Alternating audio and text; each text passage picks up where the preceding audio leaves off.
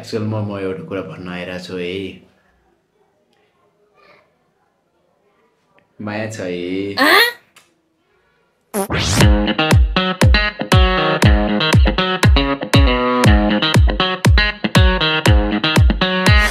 Hi, I am Anushka Nepali from Tulsipur Dam. Today I am in Lumini.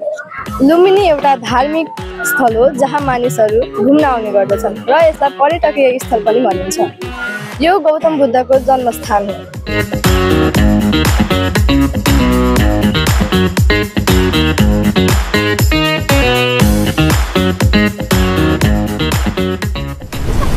एक्चुअलमा अहिले चाहिँ के कुरा आयो भनेपछि हिँड्नु पर्ने धेरै ठाउँ छ हैन, घुम्दाखेरि धेरै हिँड्नु पर्छ। त्यो कारणले चाहिँ अटोमा चाहिँ हामी जाने कुरा छ। अथवा चारवटा ग्रुप हुन्छ कि 5वटा ग्रुप हुन्छ, ग्रुप चाहिँ बन्छ। सबै आफ्नो अटोमा जान्छन्, आफ्नो तरिकाले घुम्छन्। तर लास्टमा आएर चाहिँ एउटा ठाउँमा भेला भएर हामी घर फर्किन्छौँ। अब हाम्रो ग्रुप कस्तो हुन्छ आउनुहोस् चुज गरौँ। अबे मजा आएगा ना भिडो। नम्बर 1 यो हाम्रो टिममा हुन्छ आशिका परियार साइपा। नम्बर 2 यो हाम्रो टिममा हुन्छ इच्छा। Number 3 of course Jivik. Number 4 Tilak cameraman. र अब नम्बर 5 मा हुनुहुन्छ हाम्रो स्वस्तिका। र नम्बर 6 मा हुनुहुन्छ अनुष्का। र अब हामी ग्रुपमा आइसकेपछि हाम्रो ग्रुप छुट्टै हिँड्छ।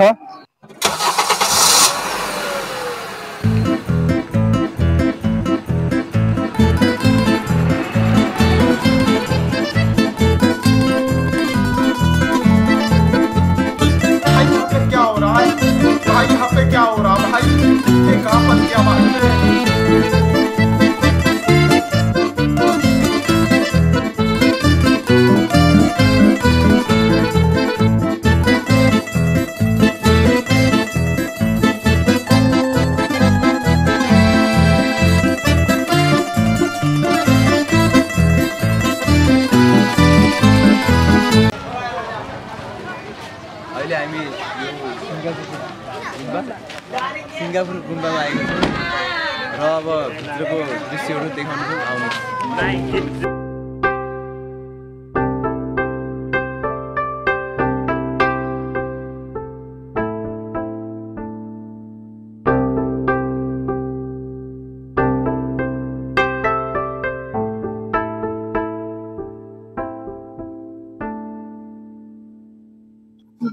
र यो सिङ्गापुर गुम्बाको चाहिँ बाहिरको भ्यू तिमीलाई कस्तो लाग्यो?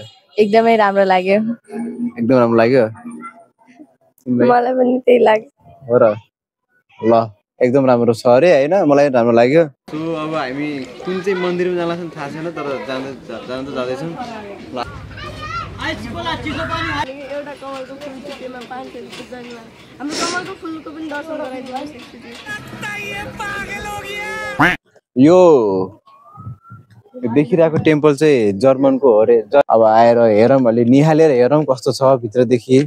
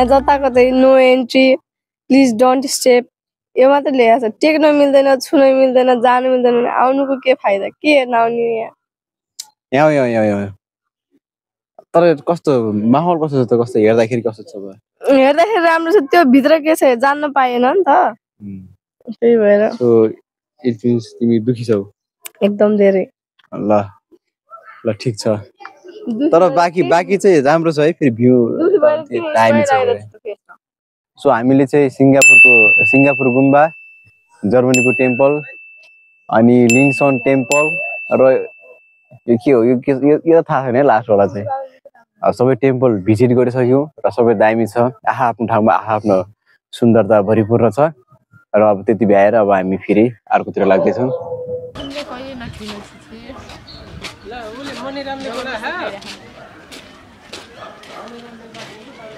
मायादेवी मन्दिरतिर जानुपर्ने योजना गरेका छन् ठिकै हो तर यो भ्यू हेर्दाखेरि चाहिँ आहा लास्ट दामी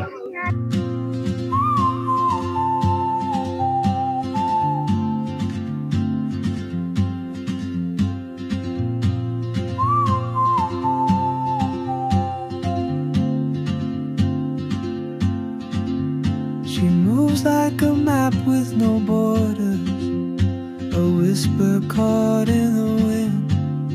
I see her boots out. अहिले चाहिँ हामी बाटोमा हिँड्दै गर्दा एउटा गौतम बुद्धको सुनौलो मूर्ति हेर्न सक्छौँ र यहाँ एउटा नदी हो कि पोखरी पनि छ जहाँ कमलका फुलहरू फुल्ने गर्छन् अहिले फुलेका छैनन् समय आएपछि फुल्लान् निकै नै राम्रो दृश्य हेर्न सक्छौँ यहाँ लुम्बिनीमा यहाँ एउटा टिभी पनि छ जहाँ लुम्बिनीका धार्मिक स्थलहरू देखिन्छन् यो पनि एउटा धार्मिक स्थल हो त्यसमा भएका अरू चीजहरू देखिन्छन् Oh, traveler, you carry the sun in your stride, leaving behind what I hold inside. If I don't ask you. So यो ठाउँमा चाहिँ पहिलेदेखि घुमिरहेको पनि हो तर देखाउनु त मन थियो अनफर्चुनेटली अब सबै कुरा तिनीहरू गइसकेपछि हामी अलि ढिला भयौँ त्यसपछि जान पाएछौँ सबै टिम मिलेर चाहिँ सँगै खाना खाने कुरा भएर चाहिँ अहिले हामी यहाँबाट फर्किँदैछौँ यही नै हो